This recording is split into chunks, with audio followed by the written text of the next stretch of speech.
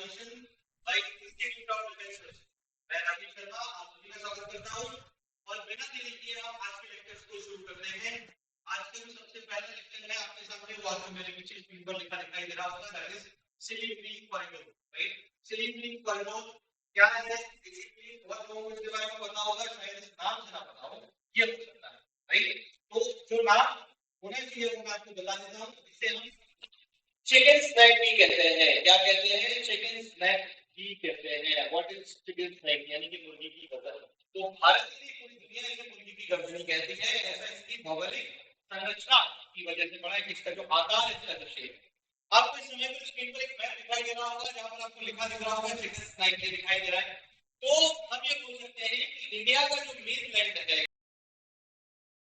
Indian map में जो आपको दिखाई देता है, उस लैंड को इंडिया के नॉर्थ ईस्टर्न स्टेट्स जो 8 सिस्टर्स के नाम से जाना जाता है, जिसमें अरुणाचल प्रदेश आता है, असम आता है, मेघालय आता है, नागालैंड आता है, मणिपुर आता है, मिजोरम आता है, त्रिपुरा आता है, सिक्किम आता है। इन स्टेट्स को कनेक्ट करने वाले रास्ते को, इन स्टेट्स को कनेक्ट करने वाले उस ज्योग्राफिकल पाथ को या ट्रैक को हम क्या कहते हैं? चिकन स्नैक कहते हैं।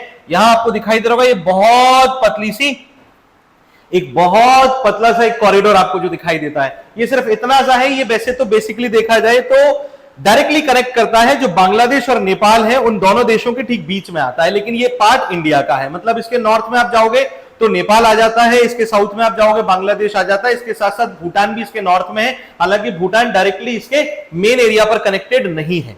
अगर इंडिया से आपको सिक्किम पहुंचना है, अगर इंडिया से आपको असम जाना है, मेघालय जाना है, अरुणाचल प्रदेश जाना है या और कोई 7 सिस्टर स्टेट जाना है, तो भैया इस बात को ध्यान रखना, you have to cross this chicken neck area. आपको इस चिकन नेक से जाना पड़ेगा। अब the problem is of this chicken neck कि कहीं कहीं पर ना इस चिकन नेक की स्थिति ऐसी है कि ये तकरीबन 20 से 22 किलोमीटर तक ही चौड़ी है। ये बहुत कम होती है एक देश की जब 2 देशों के साथ सीमाएं घिर रही हो, मतलब नॉर्थ में एक साइड नेपाल है और दूसरी साइड बांग्लादेश जैसा देश है। उसके साथ साथ तिब्बत भी इससे जुड़ा हुआ है। सिक्किम के ऊपर आप देखोगे तो सिक्किम के ऊपर तिब्बतन रीजन जो भूटान से कनेक्ट करता है वो भी इसके साथ जुड़ा हुआ है। कुछ वर्षों पहले आपने डोकलाम इशू देखा होगा, डोकलाम इशू जिसमें भारत और चीन के बीच में बहुत बड़ी तनातनी हुई थी। हालांकि चीन को उस समय पर झुकना पड़ा ये कहा जाता है और भारतीय सेना के लिए एक बड़े गर्व की बात मानी जाती है। डोकलाम विवाद में पहली बार भारत सीना तान के चीन के सामने खड़ा हुआ। यह डोकलाम विवाद कहां हुआ? इसके बहुत नजदीकी क्षेत्र में हुआ है, सिक्किम और भूटान के बीच में। वहीं अगर आप देखते हो तो इस चिकन नेक को जो ये एरिया आपको यहां पर दिखाई दे रहा है बेटा, ये हमारे लिए बहुत स्ट्रैटेजिक एरिया है। रणनीतिक क्षेत्र में अगर देखा जाए तो भारत एक बहुत महत्वपूर्ण भूमिका यहां निभा सकता है। बेसिकली हो क्या रहा है इसको हम लोग समझने की कोशिश करते हैं यहां कि 1947 में जब हम इंडिपेंडेंट हुए थे, तब भारत का जो नक्शा बना उसमें बांग्लादेश की जगह ईस्ट पाकिस्तान आया। हालांकि तब हमने इस एरिया को इतना सेंसिटिवली लिया नहीं था। सेंसिटिवली लेने का जो सबसे इंपॉर्टेंट समय आया था वो 1962 जब इंडो चाइनो वॉर हुआ, यानी कि भारत चीन युद्ध हुआ था। तो इंडो चाइनो वॉर या भारत चीन युद्ध के समय हमने ये देखा कि चीनी लोग किस तरह से इस क्षेत्र पर कब्जा करना चाहते हैं। और चीन की सीमा पास होने से, अगर तब देखो लाइक चुंबी वैली जो है चाइना में आती है, that is also near by this zone. तो ये एरिया हमें बहुत स्ट्रैटेजिक दिखाई दिया, हमारे मिलिट्री इंपॉर्टेंस का दिखाई दिया। कारण क्योंकि ये मुर्गी की गर्दन की तरह है बेटा, बिल्कुल पतला सा मुर्गी की गर्दन के जैसा दिखाई देता है। अगर इसको दबा दिया ना तो पूरा भारत और ये 8 सिस्टर्स, सिक्किम भी इंक्लूडेड है, 8 सिस्टर्स पूरी तरीके से क्या हो जाएंगे? इंडिया से सेपरेट हो जाएंगे। अच्छा, अब इसमें एक और प्रॉब्लम है, ये जो क्षेत्र है इनमें विकास के कार्य इतने ज्यादा हो नहीं पाए हैं। एक तो कारण इनका ज्योग्राफिकल जो टेरेंस है वो इतने ज्यादा पॉसिबल और फेवरेबल फॉर द डेवलपमेंट नहीं है। ईस्ट हिमालयन माउंटेन जोन्स के एरियाज है, पूरी तरह से माउंटेन्स पर बसाए गए क्षेत्र हैं, तो जाहिर सी बात है सड़कें इतनी नहीं बन पाई, रेलवे नेटवर्क नहीं आ पाया या एयरवेज भी नहीं बन पाई क्योंकि लॉन्ग रनवेज यहां पर नहीं बनाए जा सकते थे, तो विकास से थोड़ा सा दूर रह गया। तो दूसरे देशों का काम क्या है, स्पेशली चीन जैसे देशों का काम क्या है, that they are telling their peoples कि भैया इंडिया तुम्हारा कोई भला नहीं कर सकता और इंडिया के साथ तुम कल्चरली कनेक्ट भी नहीं हो सकते। तुम्हारा पूरा का पूरा बायोलॉजिकल फीचर, तुम्हारा जो ज्योग्राफिकल फीचर है, तुम्हारा कल्चर, तुम्हारी लैंग्वेजेस सब कुछ हमसे मेल खाती हैं। कहीं ना कहीं तुम्हारा ओरिजिन हमसे है, जो बेसिकली आप हमारे ट्राइबल डिसेंडेंट माने जाते हो, तो आपको हमारे साथ आ जाना चाहिए। Specially when we talk about the Arunachal region, यहां चाइना अक्सर अपनी तरफ से घुसपैठ करने की कोशिशें करता रहता है। भूटान के रास्ते से सिक्किम में घुसने की हमेशा कोशिशें करता रहता है। आपने अक्सर देखा है, सुना है, पढ़ा होगा इन सब चीजों को, है ना। तो इस वजह से आप समझ गए होंगे अब तक कि भैया ये एरिया हमारे लिए क्यों इंपॉर्टेंस का है, राइट। इसे ब्लॉक नहीं कर सकते, और खासतौर से तब जब उसके दोनों ओर सिर्फ इतनी दूरी पर बॉर्डर्स हो, यानी 20 से 22 किलोमीटर की दूरी पर ही 20 से 22 किलोमीटर की दूरी पर ही उसके दोनों ओर, ऊपर और नीचे दोनों ओर बॉर्डर्स हो, है ना। तो इस वजह से पहली चीज तो ये। और जब हम बात कर रहे हैं बांग्लादेश की, तो अब आपको मेरे बताने की जरूरत नहीं है साहब, बांग्लादेश में शेख हसीना को 2-3 दिन पहले ही बांग्लादेश में आधिकारिक रूप से भगोड़ा प्रधानमंत्री घोषित किया जा चुका है। शेख हसीना ऑलरेडी अभी शरणार्थी का जीवन जी रही है, रिफ्यूजी का जीवन जी रही है, और बांग्लादेश में वो अंतरिम सरकार बनाए बैठा हुआ मोहम्मद यूनिस, जो पूरी तरीके से भारत विरोधी एजेंडा चला रहा है। ये आप सभी को पता है that he is completely anti Indian, और he is sharing his hands now with the Pakistan. उसको ऐसा लगता है कि इससे बांग्लादेश का विकास होगा, बट वो कुछ भी करने को तैयार है। तो वहां की सरकार जो है अभी रिलायबल नहीं है इंडिया के लिए, और ऐसी कंडीशन में जब बांग्लादेश जैसे कंट्री का पाकिस्तान जैसे भारत के सबसे बड़े एनिमी कंट्री के साथ हाथ मिलाना हो रहा है, उस समय पर इंडिया को अपने उस सबसे सेंसिटिव जोन को सिक्योर करना बहुत जरूरी हो जाता है। तो आप समझ सकते हो कि आज के इस टॉपिक का कंसर्न कितना इंपॉर्टेंट है हमारे लिए भी, specially when we talk about the military affairs and the security affairs of India. तो हो क्या रहा है, हालिया तौर पर भारत का जो ईस्टर्न कमांड है, यानी कि पूर्वी कमांड है भारतीय सेना का, इंडियन आर्मी का, उनकी तरफ से एक ऑफिशियल डिक्लेरेशन आया है that they are now deciding to increase the strategic security arrangements in this chicken neck area और द सिलीगुड़ी कॉरिडोर, राइट। अब वर्तमान की बात करते हैं, क्या अभी यह सुरक्षित नहीं है? सर 1962 में चीन युद्ध में हमें इसका जब इंपॉर्टेंस समझ में आ गया, फिर 1975 में एक बहुत अच्छी घटना यह हुई भारत के लिए कि सिक्किम जो है भारतीय राज्य संघ का, यानी कि इंडियन यूनियन का एक अभिन्न हिस्सा बन गया था। सिक्किम राज्य भारत में शामिल हुआ था। तो सिक्किम के शामिल हो जाने से, इसके ठीक नॉर्थ में आ जाने से सिक्किम के, हमें एक बहुत अच्छी पोजीशन, यानी कि एक फेवरेबल पोजीशन यहां मिल जाती है। तो यहां हमारी लेंथ थोड़ी सी बढ़ गई, चौड़ाई थोड़ी सी बढ़ गई। दूसरी चीज, इसके बाद भारत ने सबसे पहले यह तय किया कि हमें इस एरिया के प्रोटेक्शन के लिए कुछ स्पेशल करना पड़ेगा। तब जाकर के भारत ने त्रिशक्ति कोर का ऑपरेशन शुरू किया। त्रिशक्ति कोर क्या है? आप यह मान सकते हैं कि भारत की सेना की पूर्वी कमांड, यानी कि ईस्टर्न कमांड के अंदर त्रिशक्ति कोर को तैयार किया गया है। ये एक विशेष कॉर्प्स लेवल पर बनाई गई एक सैन्य यूनिट है, मिलिट्री यूनिट है। इसे कॉर्प्स 33 के नाम से भी जाना जाता है। किस नाम से जाना जाता है भैया? इसे कॉर्प्स 33 के नाम से भी जाना जाता है, ये ध्यान रखिएगा। बेसिकली इसमें क्या होता है कि इसे इस पूरे चिकन नेक यानी सिलीगुड़ी कॉरिडोर जो है उसी की सुरक्षा की जिम्मेदारी दी गई है। इसका और कोई काम नहीं है। इसे सिर्फ और सिर्फ क्या करना है? सिर्फ चिकन नेक की सुरक्षा करनी है, और उसके लिए इसे advance weapon system, artilleries, tanks like T-90 tanks इसको दिए गए हैं, राइट। तो ये सभी चीजें इस टुकड़ी को दी गई हैं ताकि ये बहुत बेहतर ढंग से इसकी सुरक्षा सुनिश्चित कर सके और इससे जुड़े हुए पड़ोसी देशों में हमारा डर बनाकर रख सके। क्लियर है? ये जो कॉर्प्स 33 है या त्रिशक्ति कोर है, ये अपने ऑपरेशंस के लिए, यहां सुरक्षा व्यवस्था बनाए रखने के लिए जो लोकल सिक्योरिटी अरेंजमेंट्स हैं और फोर्सेस हैं, जैसे पुलिस फोर्सेस या यहां पर काम करने वाली इन रीजन्स में central armed police forces, right, जैसे भारत बांग्लादेश बॉर्डर्स पर तैनात police forces, Indo Tibetan border police force, इन सभी के साथ भी कोऑर्डिनेशन करती है और इनके साथ कोऑर्डिनेट करते हुए अपने कामों को पूरा करती है, राइट। तो अब क्या हो रहा है बेसिकली कि ईस्टर्न कमांड ने अभी ऑफिशियली क्या कहा है? उन्होंने ये कहा है कि हम इसकी जो सुरक्षा व्यवस्था है उसको बांग्लादेश और पाकिस्तान के बढ़ते हुए संबंधों को नजर रखते हुए, नेपाल में हुए इतने बड़े एक तख्ता पलट को मद्देनजर रखते हुए, जो वहां राजनीतिक तख्ता पलट हुआ, पॉलिटिकल कैओस हुआ और फिर एक बहुत ड्रास्टिक चेंज आया, और चाइना के इंडिया के साथ बढ़ते हुए रिलेशंस को देखते हुए, उनकी अपडेट्स को देखते हुए अब हम इसकी सुरक्षा व्यवस्था को और बढ़ा रहे हैं। विशेष तौर से बामुनी, किशनगंज और चोपड़ा में 3 सेक्टर्स चुने गए इस क्षेत्र में आते हैं। कौन कौन से हैं? बामुनी, किशनगंज और चोपड़ा, जिसमें सुरक्षा व्यवस्था को बढ़ाने के लिए नंबर ऑफ ट्रूप्स को भी इंक्रीज किया जाएगा और साथ साथ उनको जो मिलिट्री वॉरफेयर इक्विपमेंट्स होंगे वो भी अपडेटेड फॉर्म में और ज्यादा मात्रा में दिए जाएंगे, एडवांस दिए जाएंगे। जैसे राफेल फाइटर जेट्स को तैनात किया जाएगा, ब्रह्मोस मिसाइल्स यूनिट्स तैनात की जाएंगी और S-400 एयर डिफेंस सिस्टम को भी यहां तैनात किया जाएगा, राइट, ताकि इस क्षेत्र की सुरक्षा व्यवस्था को पूरी तरह से पुख्ता किया जा सके, पूरी तरह से कॉन्फिडेंट बनाया जा सके। किसको भैया? चिकन नेक को, राइट। अभी जो 33 कॉर्प्स इसकी सुरक्षा व्यवस्था संभाल रही है, ये इसका सेंटर कहां पर है? अगर आपसे कोई पूछता है तो आप कहेंगे सर इसका सेक्टर जो सेंटर है वो नॉर्थ बंगाल में सुकना में आता है। कहां आता है? सुकना। सुकना नॉर्थ बंगाल में आता है, वहां सुकना में इसका सेंटर है। किसका है? कॉप्स 33 या त्रिशक्ति कोर का। क्लियर है भैया? तो ये ध्यान रखिएगा, चिकन नेक क्या है, किन स्टेट से जुड़ता है? आसाम, अरुणाचल प्रदेश, नागालैंड, मणिपुर, मिजोरम, त्रिपुरा, मेघालय और सिक्किम।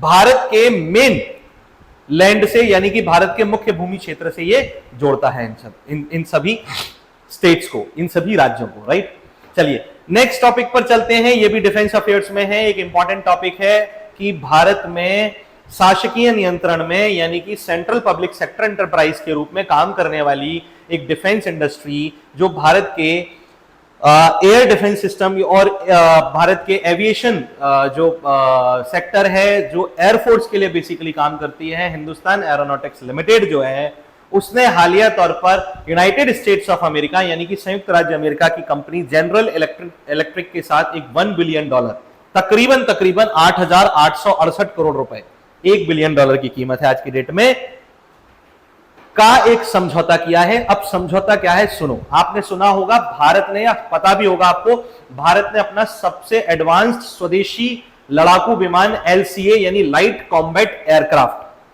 यानी हल्का लड़ाकू विमान तेजस डेवलप किया है। HAL ने तेजस तो बनाया है, लेकिन जिन लोगों को नहीं पता उनको मैं पहले ही बता दूं, हम डिजाइन तो तैयार कर सकते हैं, हम सारे मैकेनिज्म्स तैयार कर सकते हैं, लेकिन भारत के पास अभी तक फाइटर जेट्स का इंजन बनाने की कैपेसिटी नहीं है। पहला, फंड की कमी। दूसरा, डेफिनेटली टेक्निकल अवेलेबिलिटीज जो है वो बहुत कम है, जिसकी वजह से भारत अभी फाइटर जेट्स के इंजन नहीं बना पा रहा है। और तेजस के लिए जो इंजन लिया जा रहा है वो यूनाइटेड स्टेट्स ऑफ अमेरिका की कंपनी के साथ एक संयुक्त या जॉइंट डील के अंतर्गत लिया जा रहा है। जो कंपनी है उसका नाम है जनरल इलेक्ट्रिक। अभी जो तेजस ऑलरेडी हवा में उड़ रहे हैं वो तेजस भी इसी इंजन से चलाए जा रहे हैं। ये एक अच्छी डील है जिसमें 8,868 करोड़ रुपए में जनरल इलेक्ट्रिक नाम की कंपनी से 113 F404 GE-IN20 इंजन लिए जाएंगे, यानी F404 एडवांस इंजन हैं जो जनरल इलेक्ट्रिक बना रही है, उन्हें लिया जाएगा। कितने? 113। हालांकि 113 का हिसाब बहुत अलग है, अभी ये मिलाकर के टोटल जो है वो 212 हो जाएंगे, क्योंकि 99 इंजन ऑलरेडी हमारे पास आ गए हैं, 99 इंजन आ गए हैं, है ना। 113 और आने हैं अब, है ना, तो वो टोटल 212 इंजन हो जाएंगे। तो 113 इंजन के लिए और फर्दर डील साइन की गई है। इंजन कहां काम आएंगे?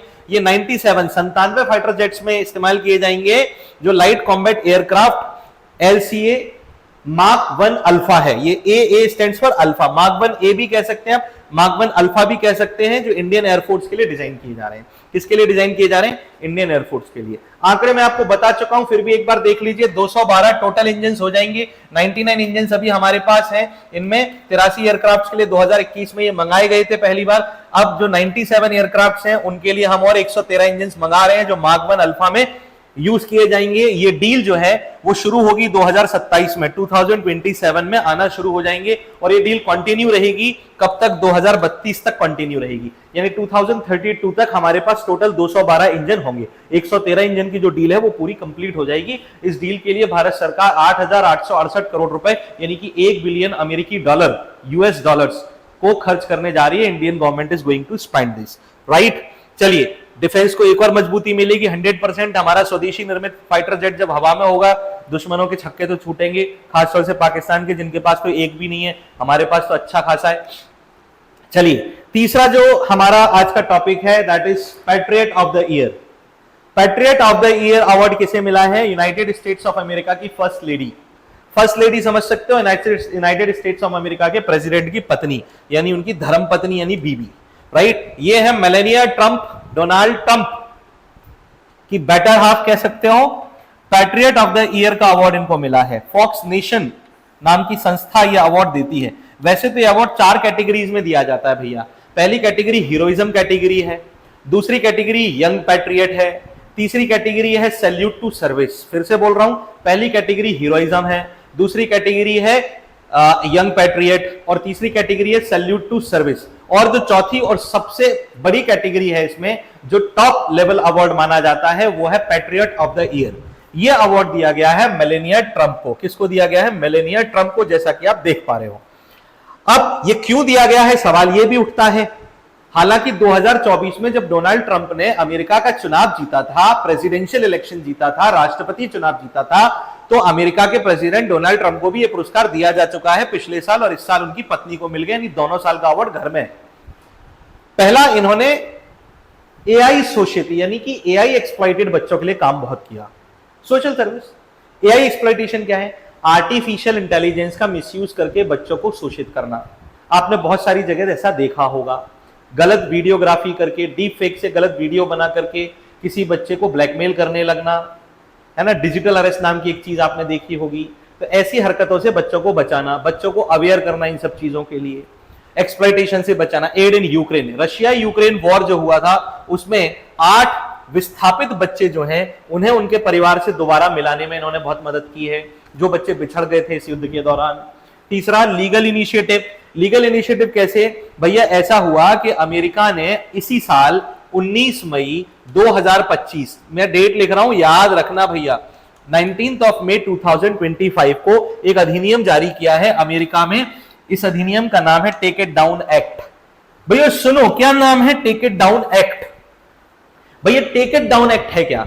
आर्टिफिशियल इंटेलिजेंस का यूज करके जिन लोगों की ऐसी तैसी की जा रही है, जो लोग अवेयर नहीं है उससे और उनके साथ गलत हो रहा है, जैसे आपकी फोटो पे किसी और की फोटो चिपका दी जाए या किसी और की फोटो पे आपकी फोटो चिपका दी जाए, पोर्नोग्राफिक कंटेंट में किसी की शक्ल को डीप फेक के द्वारा चेंज करके उसे पब्लिश कर दिया जाए, ऐसी स्थिति में वो आदमी सामाजिक रूप से अपना सम्मान खोता है। इन सब चीजों से बचने के लिए एक सख्त अधिनियम या कानून लाया गया, एक स्ट्रिक्ट लॉ लाया गया अमेरिका में। इसी को कहा जाता है टेक इट डाउन एक्ट। या एक्ट कहता है कि अगर ऐसी कोई भी जानकारी या पब्लिशिंग अगर आप पब्लिश करते हो तो इन दैट पर्टिकुलर कंडीशन आपको 48 आवर्स यानी कि 48 घंटे के भीतर भीतर कैसे भी करके उसे हटाना पड़ेगा, अदरवाइज कानूनी कार्यवाही होगी। और एक सख्त कानूनी कार्यवाही का प्रावधान इस अधिनियम में दिया गया है। यह है एआई जनरेटेड पोर्नोग्राफिक कंटेंट से बचाने के लिए लोगों को। दूसरा, फिलैंथ्रोपिक वर्क है। फिलैंथ्रोपिक वर्क क्या है भैया इनका? इन्होंने ऐसा बोला है कि भैया जो फॉस्टर केयर कम्युनिटीज है वर्ल्ड लेवल पर काम करने वाली, विशेषता अमेरिका में है ना, तो उनको लगभग $25 मिलियन का फंड रेज करने में इन्होंने मदद की है। कितना? $25 मिलियन का फंड रेज करने में इन्होंने मदद की है। अच्छा, ये foster communities, foster care communities क्या होती हैं भैया? जो हाउस इंडिविजुअल्स इनके लिए काम कर रहे हैं अमेरिका में, तो ये कह रहा है help secure in funding to house individuals in the foster care community. Foster care community क्या होती है कि वो बच्चे जिनके या तो माता पिता है नहीं, जो अनाथ है, ऑर्फन है, ऐसे, या कोई जो निराश्रित बच्चे हैं, उन लोगों के लिए फॉस्टर होम्स डिजाइन करना है, फॉस्टर होम्स तैयार करना है, या फॉस्टर होम्स को बढ़ावा देना, मतलब जहां उनको अच्छी दशाओं में पाला जा सके। जैसे अडेप्टेशन भी इसका एक पार्ट हो सकता है। तो इन चीजों को प्रमोट करने के लिए, इन चीजों को आगे बढ़ाने के लिए $25 मिलियन के फंड को रेज करने में इन्होंने बहुत ज्यादा मदद की है, जिस कारण ये इंपॉर्टेंट कैरेक्टर में शामिल हुई और इन्हें पैट्रियट ऑफ द ईयर का अवार्ड दिया फॉक्स नेशंस ने। चलिए, आज का last topic that is also very very important, environmental topic है, लेकिन ये भारत के लिए इस साल के सबसे बड़े अचीवमेंट्स में से एक माना जा सकता है पर्यावरण के दृष्टिकोण से, in the point of view of the environment conservation. कैसे? तो भैया ऐसा है कि कंचनजंगा नेशनल पार्क, जो कि सिक्किम स्टेट में आता है भारत के, यहां आपको दिखाई दे रहा होगा। देखो, दो जगह एक ही, दो टॉपिक एक ही जोग्राफिकल लोकेशन के, एक तो सिलीगुड़ी कॉरिडोर और एक कंचनजंगा। क्या हुआ है भैया? सिक्किम में स्थित कंचनजंगा नेशनल पार्क को IUCN यानी कि union for conservation of nature, ये इंटरनेशनल यूनियन है, IUCN के नाम से जाना जाता है, that is international union for conservation of nature. अंतरराष्ट्रीय स्तर की एक संस्था है। इसकी स्थापना वर्ष 1948 में की गई थी, इस बात को ध्यान रखना। IUCN कब स्टैब्लिश किया गया था भैया? 1948 में स्टैब्लिश किया गया था। इसका जो हेडक्वार्टर है वो ग्लैंड शहर में आता है। ग्लैंड शहर कहां है? ये स्विट्जरलैंड में आता है भैया। कहां आता है? स्विट्जरलैंड के ग्लैंड शहर में इसका मुख्यालय है। IUCN का काम क्या है? IUCN का काम यह है कि चाहे वो फ्लोरा हो चाहे वो फौना हो, विश्व में ग्लोबल लेवल पर किसी भी संकटग्रस्त प्रजाति के प्रति लोगों का दृष्टिकोण जागरूक करना, यानी पॉइंट ऑफ व्यू लोगों का रीअवेकन करना, लोगों को अवेयर करना इसके बारे में कि भैया किस तरह से we are losing our forest floras and faunas, हम किस तरीके से अपने वनों को खो रहे हैं, प्राकृतिक वातावरण को नष्ट कर रहे हैं, उसके लिए लोगों को जागरूक करना है। इस वजह से ये कई सारी लिस्ट जारी करता है। जैसे आपने आईयूसीएन की रेड डेटा लिस्ट के बारे में जरूर सुना होगा, जिसमें शामिल होने वाली कोई प्रजाति, कोई स्पीशीज जो है वो एंडेंजर्ड लिस्ट में आने के बाद बहुत ज्यादा इंपॉर्टेंट मान ली जाती है। जैसे पेंगोलिन है, इंडिया के फ्लाइंग वल्चर्स, उड़ने वाले गिद्ध हैं जो उसमें शामिल हैं। उसी तरीके से ये जो प्राकृतिक विरासतें हैं यानी नेचुरल हेरिटेजेस हैं किसी भी देश की, उन्हें भी लिस्टिंग करती है और उन्हें रेटिंग्स देती है उनके रखरखाव के आधार पर और उनकी प्रेजेंट कंडीशन कैसी है, वर्तमान दशा कैसी है, इसके बेस पर। उसी में कंचनजंगा को इन्होंने अपनी सबसे बेस्ट कैटेगरी यानी गुड कैटेगरी में डाला है।